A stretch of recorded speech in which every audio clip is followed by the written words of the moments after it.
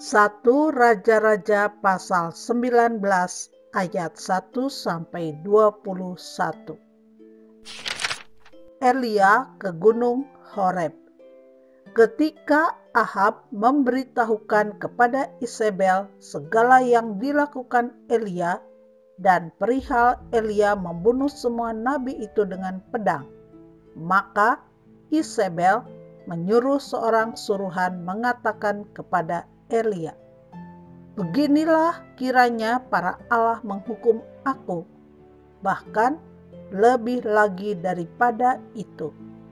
Jika besok kira-kira pada waktu ini aku tidak membuat nyawamu sama seperti nyawa salah seorang dari mereka itu." Maka takutlah ia, lalu bangkit dan pergi menyelamatkan nyawanya. Dan setelah sampai ke Beersheba, yang termasuk wilayah Yehuda, ia meninggalkan bujangnya di sana. Tetapi ia sendiri masuk ke padang gurun sehari perjalanan jauhnya, lalu duduk di bawah sebuah pohon arar. Kemudian ia ingin mati, katanya, "Cukuplah itu, sekarang ya Tuhan, ambillah nyawaku, sebab aku ini tidak lebih baik daripada nenek moyangku." Sesudah itu ia berbaring dan tidur di bawah pohon arar itu. Tetapi tiba-tiba seorang malaikat menyentuh dia serta berkata kepadanya, "Bangunlah, makanlah." Ketika ia melihat sekitarnya, maka pada sebelah kepalanya ada roti bakar dan sebuah kendi berisi air. Lalu ia makan dan minum, kemudian berbaring pula.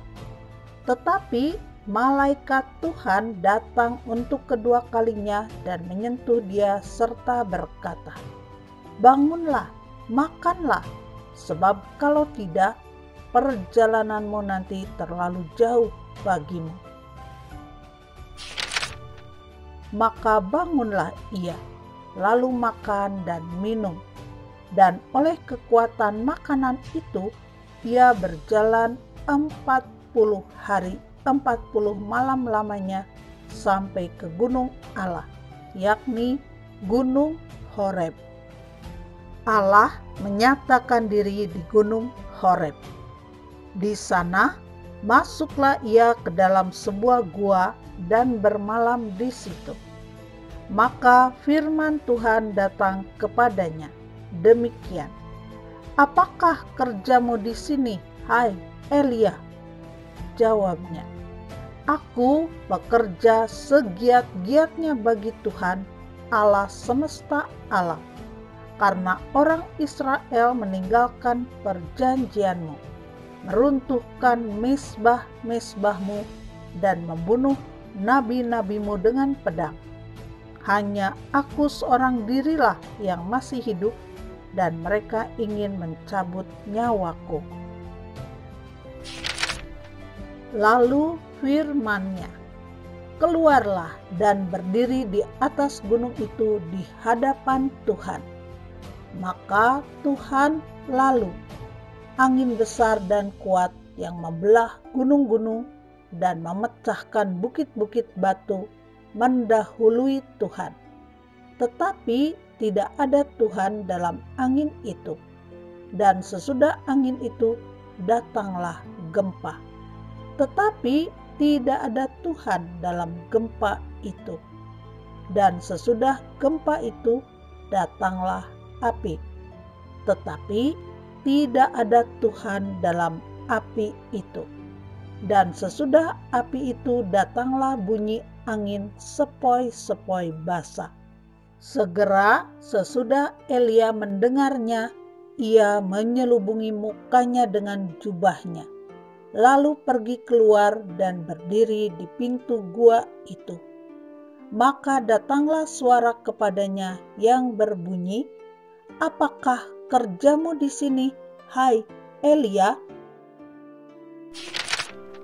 Jawabnya, "Aku bekerja segiat-giatnya bagi Tuhan, Allah semesta alam, karena orang Israel meninggalkan perjanjianmu, meruntuhkan misbah-misbahmu, dan membunuh nabi-nabimu dengan pedang. Hanya aku seorang dirilah yang masih hidup, dan mereka ingin mencabut nyawaku. Firman Tuhan kepadanya, pergilah, kembalilah ke jalanmu, melalui padang gurun ke Damsyik, dan setelah engkau sampai, engkau harus mengurapi Hazael menjadi raja atas Aram. Juga Yehu, cucu Nimsi, haruslah kau urapi menjadi raja atas Israel. Dan Elisa bin Safat dari Abel Mehola harus kau urapi menjadi nabi menggantikan engkau. Maka siapa yang terluput dari pedang Hazael akan dibunuh oleh Yehu. Dan siapa yang terluput dari pedang Yehu akan dibunuh oleh Elisa. Tetapi aku akan meninggalkan 7.000 orang di Israel, yakni semua orang yang tidak sujud menyembah Baal dan yang mulutnya tidak mencium dia. Elisa terpanggil. Setelah Elia pergi dari sana, ia bertemu dengan Elisa bin Safat yang sedang membajak dengan 12 pasang lembu, sedang ia sendiri mengemudikan yang ke-12. Ketika Elia lalu dari dekatnya, ia melemparkan jubahnya kepadanya. Lalu Elisa meninggalkan lembu itu dan berlari mengikuti Elia. Katanya, biarkanlah aku mencium ayahku dan ibuku dahulu, lalu aku akan mengikuti engkau.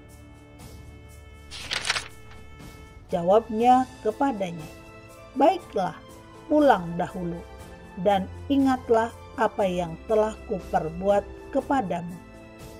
Lalu berbaliklah ia daripada Elia. Ia mengambil pasangan lembu itu, menyembelihnya, dan memasak dagingnya dengan bajak lembu itu sebagai kayu api. Ia memberikan daging itu kepada orang-orangnya, kemudian makanlah mereka. Sesudah itu bersiaplah ia, lalu mengikuti Elia dan menjadi pelayannya.